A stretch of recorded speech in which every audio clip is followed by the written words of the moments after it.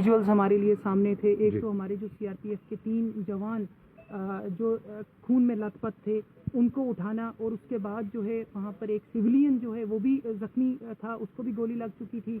और उस सबसे बड़ा डिस्टर्बिंग हमारे लिए ये था कि जब हमने एक छोटा बच्चा देखा 2-2.5 साल के करीब जो है वो इर्द गिर्द घूम रहा है। और मीनवाइल जो है जैसे ही हम पहुंचे उस वक्त भी काफ़ी फायरिंग वहाँ से अपोजिट साइड से आ रही थी। आपने देखा होगा एनकाउंटर साइड पे जो सामने की मस्जिद है उसके ऊपर वाली स्टोरी से फायर किया गया, उसी डायरेक्शन से जो फायर आया उसी वजह से सारे लोग जख्मी हुए हैं। उसमें से हमारा एक सीआरपीएफ का जवान जो है वो शहीद हुआ, बाद में वो जख्मी किताब ना ला के पता जहाँ बाग हो गया।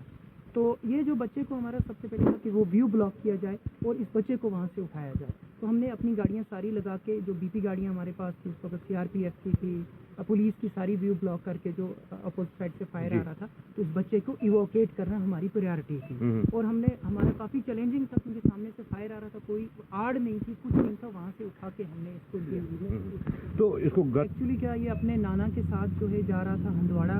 इसके नाना सुबह निकले थे, इनको हंदवाड़ा जो हमारी क्लास के मुताबिक हंदवाड़ा से इसको एक अपनी किसी हेल्पर को लाना था वहाँ पे। जब यहाँ पहुँचा तो सामने से जब फायर हुआ, हमारा सीआरपीएफ की पार्टी अभी तैनात हो रही थी, उसी डायरेक्शन में बिल्कुल एक सामने साथ जो है 3 सीआरपीएफ के जवान हमारे वो गिरे पड़े थे और ये सिविलियन भी वहीं पे। जो अपोजिट साइड से गाड़ियाँ आ रही थी वहाँ पर उस वक्त हंदवाड़ा से, कुपवाड़ा से, उनमें से ना कोई जख्मी हुआ है। बहुत सारी गाड़ियाँ, बहुत से लोगों ने वहाँ गाड़ियाँ छोड़ के जो है सेफर लोकेशन पे उस वक्त कोशिश की है कि हम किसी तरीके से फायर से बच के सेफर लोकेशन में।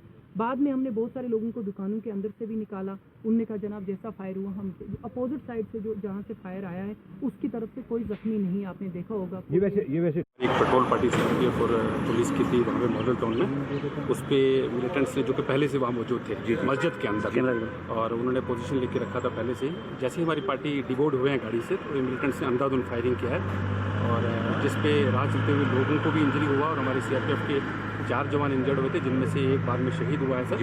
और एक सिविलियन जो है जो गाड़ी में था अपने बच्चे के साथ, तो वो कहीं कुपवाड़ा की तरफ हंदवाड़ा की तरफ जा रहा था रिपोर्ट, तो वो भी तो मिलिटेंटों ने आज तक ऐसी स्ट्रेटजी है कि इन हमलों को रोका जाए, जानी नुकसान को बचाया जाए। देखो ये वॉर है, हम लोग यहाँ पे एक टेरर के खिलाफ फाइट कर रहे हैं।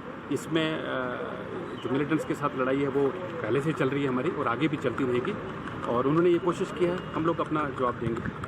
तो सर कुछ इनपुट है, कुछ कौन है, किस तंजीम का है, वो हम लोग अभी असरटेन कर रहे हैं, इन्वेस्टिगेट कर रहे हैं। बहुत जल्दी हम आपको बताएंगे कौन लोग इसके पीछे। सर क्या कुछ रिकवरी हुई वहाँ से स्पॉट से कुछ?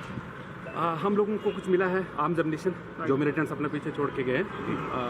रेस्ट डिटेल्स नहीं बताना चाहूँगा, अभी इन्वेस्टिगेशन चल रही है, फर्दर जैसे कुछ होगा तो बताएंगे। Thank you.